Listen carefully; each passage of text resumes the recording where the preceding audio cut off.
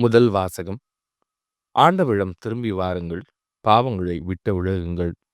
சீராக்கின் ஞான நூலிலிருந்து வாசகம். அதிகாரம் 17, இறைவசனங்கள் 20 முதல் 29 முடிய.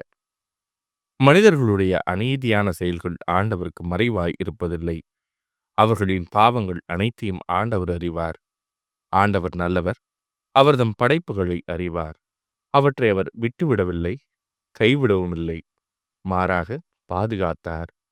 மனிதர் செய்யும் தர்மங்கள் அவருக்கு கணையாழி போல் திகழ்கின்றன. அவர்கள் புரியும் அன்பு செயல்கள் அவருக்கு கண்மணி போல் விளங்குகின்றன.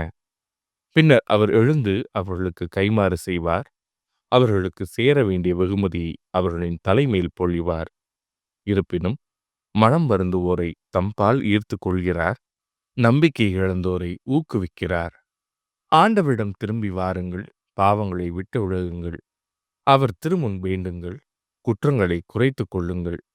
உன்னத இறைவனிடம் திரும்பி வாருங்கள், அநீதியை விட்டு விலகிச் செல்லுங்கள். அவர் அருவருப்பதை அடியோடு வெறுத்திடுங்கள். வாழ்வோர் உன்னத இறைவனுக்கு நன்றி செலுத்துகின்றனர். ஆனால் கீழுலகில் அவரது புகழை யாரே பாடுவர்? உயிர் வாழ்ந்திராதவர் போன்றே இறந்தவர்களும் அவருக்கு நன்றி செலுத்துவதில்லை. நலத்துடன் உயிர் வாழ்வோரோ அவரை போற்றுகின்றனர். ஆண்டவரின் இரக்கம் எத்தனை பெரிது! அவரிடம் மனம் திரும்புவோருக்கு அவர் அளிக்கும் மன்னிப்பு எத்தனை மேலானது! இது ஆண்டவரின் அருள்வாக்கு. இறைவா, உமக்கு நன்றி. பதிலுரை பாடல். நீதிவான்களே, ஆண்டவரை முன்னிட்டு அகமகிழுங்கள். எவரது குற்றம் மன்னிக்கப்பட்டதோ, எவரது பாவம் மறைக்கப்பட்டதோ, அவர் பேறு பெற்றவர். ஆண்டவர் எந்த மனிதரின் தீச்செயலை எண்ணவில்லையோ, எவரது மனத்தில் மஞ்சம் இல்லையோ, அவர் பேறு பெற்றவர். நீதிவான்களே, ஆண்டவரை முன்னிட்டு அகமகிழுங்கள். என் பாவத்தை உம்மிடம் அறிக்கையிட்டேன், என் தீச்செயலை நான் மறைத்ததில்லை. ஆண்டவரிடம் என் பாவங்களை ஒப்புக்கொள்வேன் என்று சொன்னேன். நீரும் என் நெறிகேட்டையும் பாவத்தையும் போக்கினீர். நீதிமான்களே, ஆண்டவரை முன்னிட்டு அகமகிழுங்கள். துன்ப வேளையில் உம் அன்பர் அனைவரும் உம்மை நோக்கி மன்றாடுவர். பெருவெள்ளம் பாய்ந்து வந்தாலும் அவர்களை அது அணுகாது. நீதிவான்களே, ஆண்டவரை முன்னிட்டு அகமகிழுங்கள். நீரே எனக்கு புகழிடம், இன்னலினின்று என்னை பாதுகாக்கின்றீர். உம் மீட்பினால் எழும் ஆரவாரம் என்னை சூழ்ந்தொழிக்கச் செய்கின்றீர். நீதிமான்களே, ஆண்டவரை முன்னிட்டு அகமகிழுங்கள். நற்செய்தி வாசகம். உமக்கு உள்ளவற்றை விற்று ஏழைகளுக்கு கொடும், பின்பு வந்து என்னை பின்பற்றும். மார்க் எழுதிய தூய நற்செய்தியிலிருந்து வாசகம். அதிகாரம் 10, இறைவசனங்கள் 17 முதல் 27 முடிய.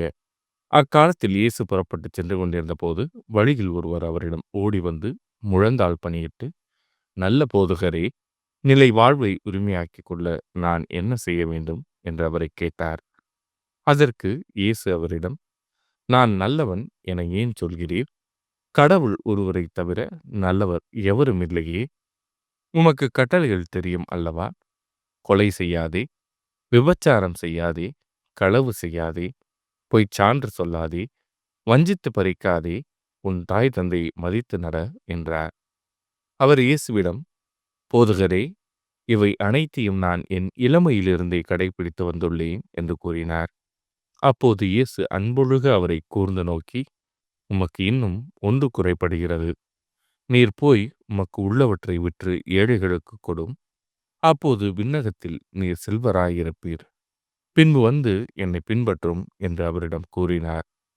இயேசு சொன்னதை கேட்டதும் அவர் முகம் வாடி வருத்தத்தோடு சென்று விட்டார். ஏனெனில் அவருக்கு ஏராளமான சொத்து இருந்தது. இயேசு சுற்றிலும் திரும்பி பார்த்து தம் சீடரிடம், செல்வர் இறையாட்சிக்கு உட்படுவது மிகவும் கடினம் என்றார். சீடர்கள் அவர் சொன்னதை கேட்டு திகைப்புக்கு உள்ளானார்கள். மீண்டும் இயேசு அவர்களை பார்த்து, பிள்ளைகளே, செல்வர்கள் இறையாட்சிக்கு உட்படுவது மிகவும் கடினம். அவர்கள் இறையாட்சிக்கு உட்படுவதை விட ஊசியின் காதில் ஒட்டகம் நுழைவது எளிது என்றார். சீடர்கள் மிகவும் வியப்பில் ஆழ்ந்தவர்களாய், பின் யார்தாம் மீட்பு பெற முடியும் என்று தங்களிடையே பேசிக் கொண்டார்கள். இயேசு அவர்களை கூர்ந்து நோக்கி, மனிதரால் இது இயலாது, ஆனால் கடவுளுக்கு அப்படியல்ல. கடவுளால் எல்லாம் இயலும் என்றார். இது ஆண்டவரின் அருள்வாக்கு. கிறிஸ்துவே, உமக்கு புகழ்.